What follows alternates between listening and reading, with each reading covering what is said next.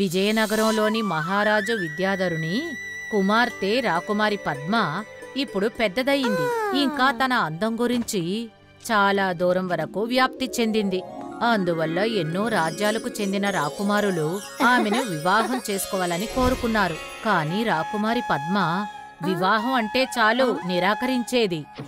దాని వెనుక ఒక వ్యత్యాసమైన కథ ఉంది. చూడండి యువరాణి, మిమ్మల్ని పెళ్లి చేసుకోవడానికి తరచుగా సంబంధాలు వస్తున్నాయి. కానీ మీరేమో ఎవరూ నచ్చట్లేదని చెప్తున్నారు. నాన్నా, నాకు మీరు తప్ప ఇంకొక మగవాడి మీద నమ్మకం లేదు. అందుకని నేను ఎవరిని పెళ్లి చేసుకోలేను. కానీ జీవితాంతం ఒంటరిగా ఎలా జీవిస్తావు తల్లి? నేను నిన్ను బతిమాలుకుంటున్నాను. ఒక మంచి అబ్బాయిని నువ్వు ఖచ్చితంగా పెళ్లి చేసుకోవాలి. రాకుమారి ఏ మగవాడిని అస్సలు నమ్మదు. ఈ విషయం మంటలా అన్ని వైపులా పాకిపోయింది. ఈ విషయం పక్క రాజ్యమైన ఉత్తమ్ నగర్ రాకుమారుడు వెంకటికి కూడా తెలిసింది. అంతా తెలిసినప్పటికీ అతను రాకుమారిని చూడాలనుకున్నాడు. కాబట్టి మారువేషంలో విజయనగరానికి చేరుకున్నారు. యువరానికి మొగోళ్ళంటేనే అస్సలు నచ్చరని విన్నాడు. అలాంటే దాని వెనక ఖచ్చితంగా ఏదో ఒక కారణం ఉంటుంది. అయితే ముందు ఆ కారణం ఏంటో నేను తెలుసుకోవాలి. ఇప్పుడు ఎవరి దగ్గర అడుగుతాను? ఇక్కడ ఎవరి దగ్గర అడుగుతాను? అరే మొన్న ఈసారికి వదిలే, ఇంకోసారి నేను నీపై ఎక్కువ భారాన్ని వేయను. కాపాడండి. అరే కాస్త ఆగండి. అరే ఏంటి చెప్పు.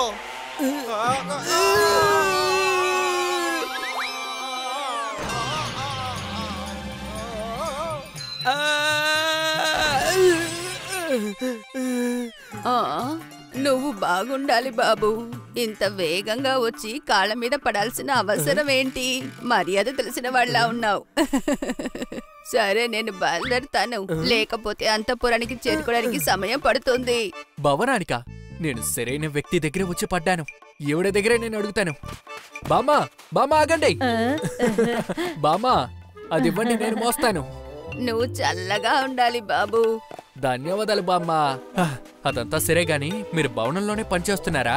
అవును బాబు. ఓ, అలాంటే మీకు ఖచ్చితంగా యువరాణి పద్మ తెలిసే ఉంటారు. బాగా తెలుసు. అది చిన్నప్పటి నుంచే తెలుసు. బామ్మా, మీరు తప్పుగా అనుకోలేదంటే మీ దగ్గర ఒక విషయం అడగనా? అడుగు బాబు. అయితే ఇది చెప్పండి, ఆ యువరాణి పద్మ ఎందుకు మొగోళ్ళని ఇంత ద్వేషిస్తున్నారు? ఏమని చెప్పమంటావ్? దానికి ఒక పెద్ద కథే ఉంది. వెళ్లే దారి కూడా దూరమే. కథ వింటూ వెళ్తే వెళ్లే దూరం కూడా మనకి అస్సలు తెలియదు. సరే బాబు, చెప్తాను. ఈ యువరానికి తన చిన్నప్పటి నుండే ఒక దాసి మీద ప్రేమ ఎక్కువ. ఆ దాసియే తనని చిన్నప్పటి నుంచి బాగా చూసుకుంది. ఆ సమయంలోనే మన యువరానికి ఆవిడ ప్రతిరోజు ఒకే కథ చెబుతూ వచ్చింది. ఆ కథ అందమైన ఒక మైనా కుటుంబానికి చెందినది. ఆ కథలో అందమైన మైనా, తన భర్త, పిల్లలు ఉండేవారు. అందరూ సంతోషంగా వాళ్ళ గూట్లో నివసిస్తూ ఉండేవారు. అనుకోకుండా ఆ చెట్టుకి ఒకరోజు నిప్పంటుకుంది.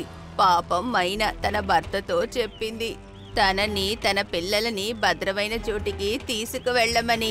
కానీ తన భర్త ఏమనుకున్నాడంటే ఎలాగో నిప్పు త్వరగా ఆరిపోతుందనుకున్నాడు. ఆ తర్వాత మెల్లమెల్లగా ఆ చెట్టుతో పాటు మైనా, తన పిల్లలు కాలి బూడిదైపోయారు. కానీ తన భర్త అక్కడి నుంచి ఎగురుకుంటూ వెళ్ళిపోయాడు. మైనా మొగుడు చేసింది పెద్ద ద్రోహం. ఇలాగే యువరాణి కూడా అనుకుంటుంది.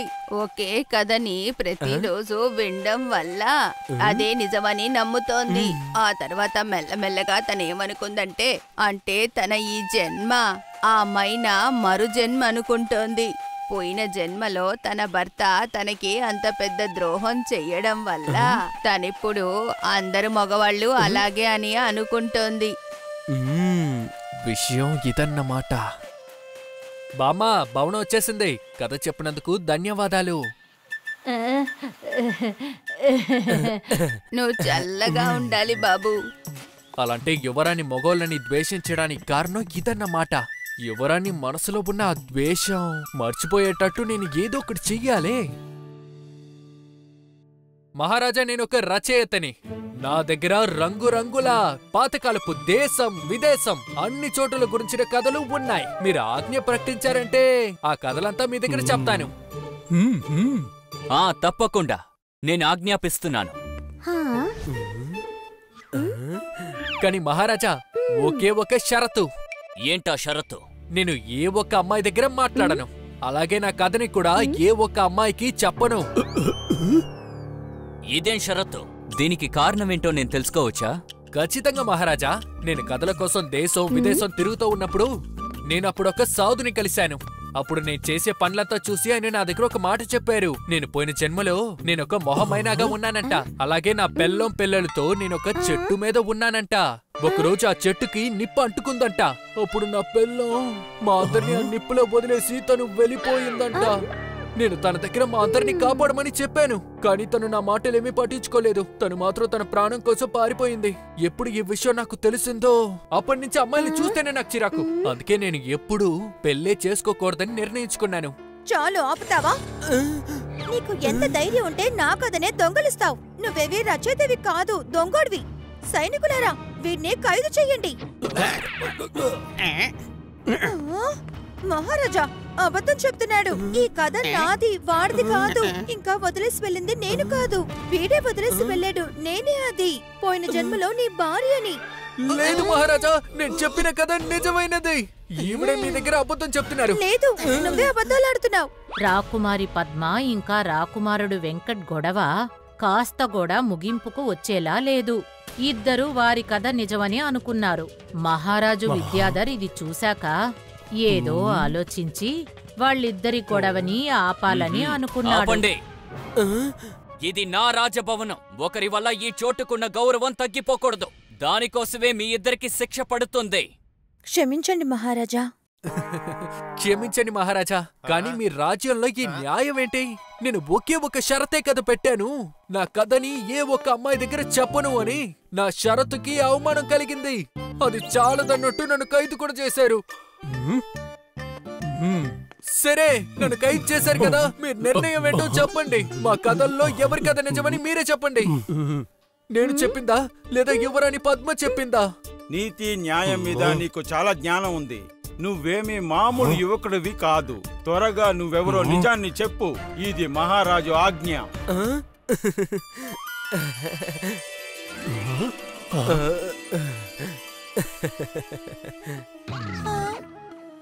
రాజ్ కుమార్ వెంకట్, మీరా? మహారాజా, మహారాజా, ఈయన మన పక్క దేశం యొక్క ఉత్తమ్ నగరం యొక్క యువరాజు వెంకట్. చాలా తెలివైనవాడు, ధైర్యవంతుడు కూడా. ఓ అలాగా, ఇదే నా విషయం.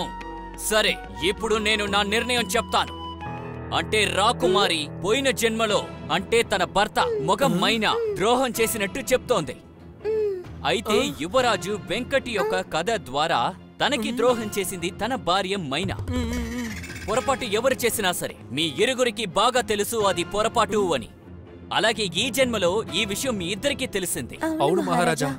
నాకు సంబంధించినంత వరకు పోయిన జన్మలో మీరిద్దరూ ఎవరు ఏ పొరపాటు చేశారు అని నాకు ముఖ్యం కాదు. ముఖ్యమైనది ఏంటంటే ఈ జన్మలో మీరిద్దరూ ఏం చెయ్యాలి అది మాత్రం ఆలోచిస్తే పోయిన జన్మలో చేసిన తప్పుని ఈ జన్మలో సరిదిద్దుకోవచ్చు. అదెలా కుదురుతుంది మహారాజా? మీరిద్దరూ పెళ్లి చేసుకోండి.